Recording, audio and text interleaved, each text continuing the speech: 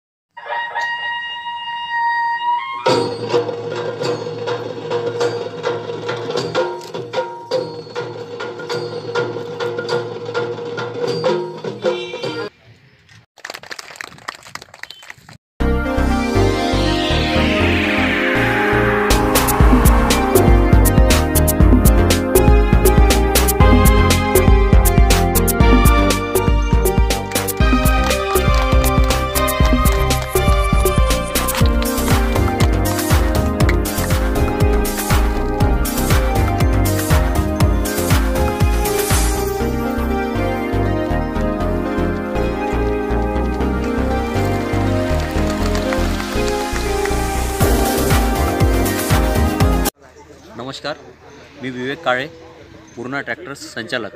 Purna tractors हे सोनालिका ट्रॅक्टर्सचे अधिकृत विक्रेता आहेत। ही फर्म जी आहे ही अमरावतीला वलगावला आहे आणि सोनालिका ट्रॅक्टर्सची संपूर्ण रेंज आपल्याकडे उपलब्ध आहे। एक मजबूत ट्रॅक्टर म्हणून सोनालिका ट्रॅक्टरचं नाव आहे।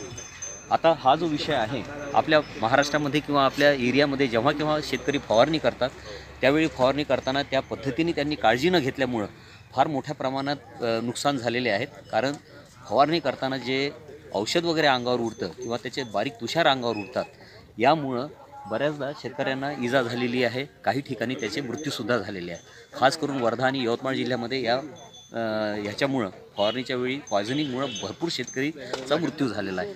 त्यामुळं एक आम्हाचं आव्हान राहील शेतकऱ्यांना की शेतकऱ्यांनी ह्या एक संरक्षक किटचा उपयोग करावा। ह्या संरक्षक किटमध्ये एक इथे गॉगल दिलेला आहे, त्यानंतर हे मास्क दिलेला आहे, कॅप दिलेली आहे, एक शर्ट आहे आणि पूर्ण पैजामा आहे।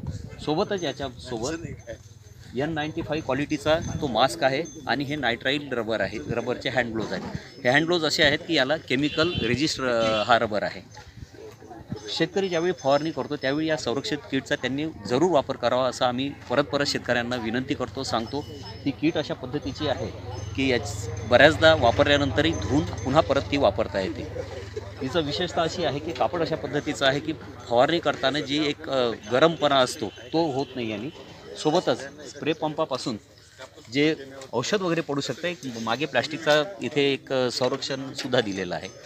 तर माझी आपल्या सर्व शेतकरी बंधूंना कळवळीची विनंती राहील की जेव्हा केव्हा आपण फवारणी करतो, जसं आता हे हरभऱ्याचं पीक आहे इथे बाजूनच, हरभऱ्याच्या पिकावरसुद्धा फवारणी करताना बऱ्याचदा पायावर आणि याच्यावरती आणि याच्यामुळे बऱ्याचशा घटना झालेल्या आहेत।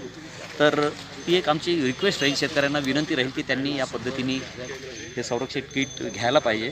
ही संरक्षक किट आमच्या पूर्णा ट्रॅक्टर्स वलगावमध्ये उपलब्ध आहे। वाजवी दरामध्ये आम्ही नो लॉस नो प्रॉफिट बेसिसवरती त्यांना देऊ शकतो। सर्व सन्माननीय मंच ज्यांनी हे आयोजित केलं असे आमचे प्रकाश भाऊ, आपण सर्व सन्माननीय बीजोत्पादक शेतकरी मित्र, जवळजवळ 1-1.5 तासापासून मी सगळी चर्चा ऐकून राहिलो। जे भाऊसाहेबांना अपेक्षित होतं, भाऊसाहेबांना आणि पंडित जवाहरलाल नेहरूंना हे अपेक्षित होतं की विद्यापीठे हे लोकाभिमुख व्हावे, विद्यापीठाचे तज्ज्ञ, सरकारचे अधिकारी हे शेतकऱ्यापर्यंत पोहोचावे। हा एक चांगला प्रयोग प्रकाश भाऊ आणि आपल्या सगळ्या लोकांनी केला। किती आज मी ज्या वेळेला वैधानिक विकास मंडळावर काम करत असताना सदस्य म्हणून राज्यपाला, त्यानंतर महाराष्ट्राचा अनुशेष असताना त्याही वेळेला केळकर समितीमध्ये काम करत असताना मला विशेषतः विदर्भामधल्या काही बाबी एक 2-3 बाबी दिसल्या मला. फार 1-2 मिनिटातच ते टिपिकल तुमच्याबरोबर बोलतो.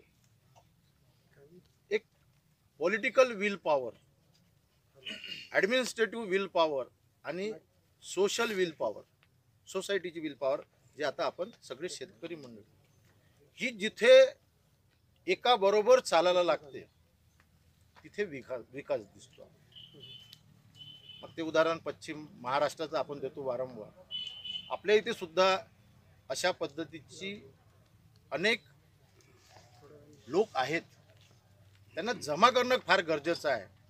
आणि आज तेच काम आपल्याला इथे प्रकाश भाऊंनी केलेलं दिसून येते की अधिकारी मंडळी आहे, त्याचबरोबर पॉलिटिकल लोक हे सगळे ग्राउंड रूटवर काम करणार आहे. कृषी उत्पन्न बाजार समितीमध्ये सगळी त्यांना माहिती आहे काय आहे काय.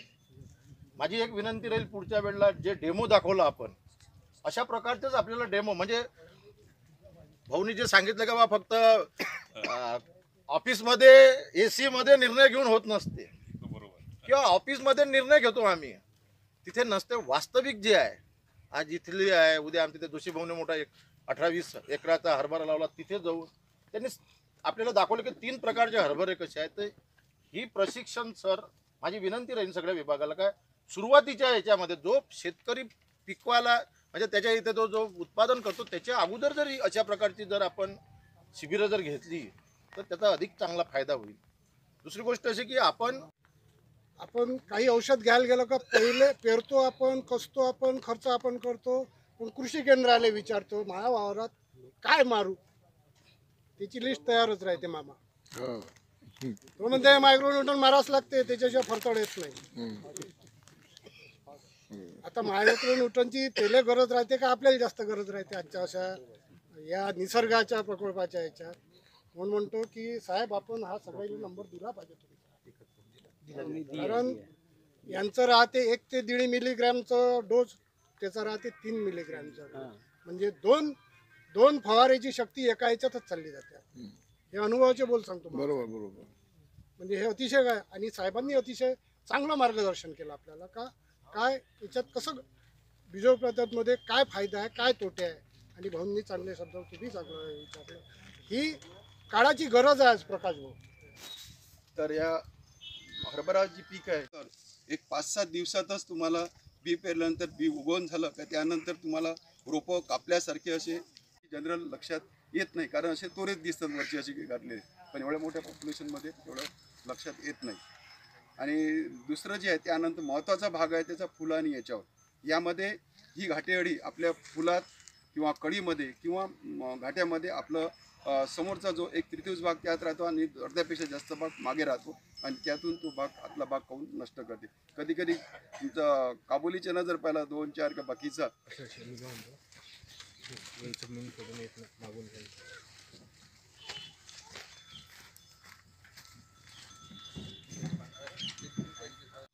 शेतकरी प्रशिक्षण जो कार्यक्रम जो आयोजित केलेला आहे NSC यांनी, तर या कार्यक्रमामध्ये जो एक उद्देश त्यांचा असा आहे का प्रमाणीकरण करताना आपण कोणती काळजी घेणं आवश्यक आहे. बियाचं प्रमाणीकरण जर आपल्याला करायचं असेल, बियाण्याचं प्रमाणीकरण, तर बियाण्याचं प्रमाणीकरण हे जे केलं जाते हे मुख्यतः एक बाब आपल्याला एक लक्षात ठेवायला पाहिजे का अधिसूचित वाण जर असेल, अधिसूचित वाण म्हणजे बियाणे काय, अधिसूचित वाण आपण कशाला म्हणतो, सीड ॲक्ट म्हणजे बियाणे कायदा 1966 च्या कलम 5 अन्वय असं सांगितलेलं आहे का फक्त अनुसूचित वाणाचीच नोंदणी बीज प्रमाणीकरण यंत्रणेनं करायची आहे.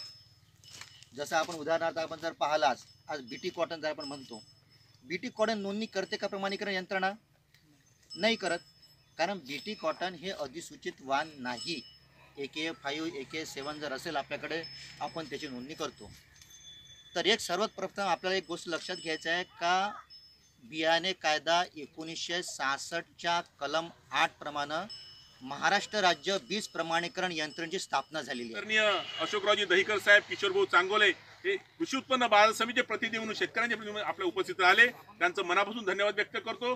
त्याचप्रमाणे आजच्या कार्यक्रमाचे अध्यक्ष आमचे मार्गदर्शक आदरणीय प्राध्यापक दिलीप काळे सर यांचं मनापासून मी धन्यवाद व्यक्त करतो, कारण ते एका दिवशी वर्षाला शेतात जातात, परंतु ध्यान इतकं अवगत आहे की त्यांना शेतकऱ्याच्या प्रत्येक प्रश्नाविषयी, शेतकरी आत्महत्येवर फार मोठं त्यांनी काम केलेलं आहे. त्यामुळे त्यांचं मी मनापासून धन्यवाद व्यक्त करतो. आणि विशेष करून बीज प्रमाणीकरण अधिकारी आदरणीय टिकास साहेब यांनी जे तुम्हाला आम्हाला सांगितलं, कारण आपल्याला हे बीज प्रमाणीकरण तर कोणालाच माहीत नाही, कारण आपण हरभरा पेरतो, सोयाबीन पेरतो, आपल्या बाजूने दुसरं कोणी शेतकरी पेरते, आयसोलेशनचा विषय असतो. पण ह्या गोष्टी आपण पाळल्या पाहिजे. जर या बियामध्ये जर भेसळ झाली तर बियाणंच निकृष्ट होऊन जाते. तुमच्या त्या बियाणं उत्पादनाचा काही प्रोग्राम काही मी लागत नाही. अतिशय चांगलं जे आपल्याला आवश्यक आहे ते मार्गदर्शन त्यांनी केलं. त्याबद्दल त्याचं मी मनापासून व्यक्तिशः तुमचा एक शेतकरी म्हणून तुमचा धन्यवाद व्यक्त करतो.